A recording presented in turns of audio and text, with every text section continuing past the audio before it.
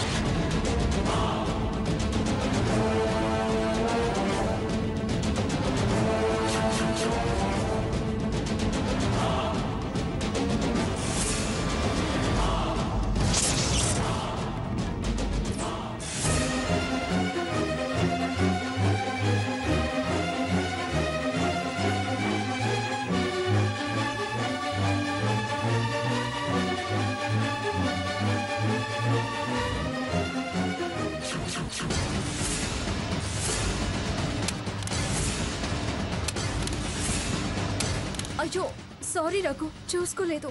I'm sorry.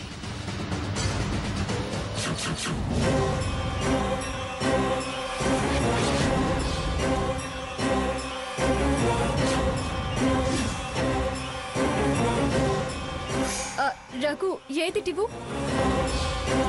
అయ్యో, sorry Raghu, నేను set చేస్తాను. సీత, నో ప్రాబ్లం, నేను సెట్ చేసుకుంటాను. ఇదిగో రఘు. రఘు, ఇవ్వు, నేను సెట్ చేస్తాను. ఇలా ఇవ్వు. పర్లేదు, నేను చేసుకుంటాను. నేను పాడి చాలా రోజులైంది. పర్వాలేదండి, ఇవేమీ పోటీలు కావు కదా, స్వరారాధన. కానీ స్వరారాధన కదా, నేను సాధన కూడా చేయలేదు. కృతులు మీకు కొత్త కొత్త రాగాలే ఆలపించినవారు. పర్వాలేదులేమ్మా, వాళ్ళంతగా బతిమలాడుతుంటే సంగీతం అంటే ప్రాణం పెట్టే నువ్వే ఇలా అనటం ఏమాత్రం బాలేదమ్మా. గుర్తున్నంత వచ్చినంత అలా వాళ్ళ కోసం ఒక పల్లవో చరణమో పాడమ్మా, సరిపోతుంది. చాలు చాలు, అదే మహాభాగ్యం. వస్తావండి, పద.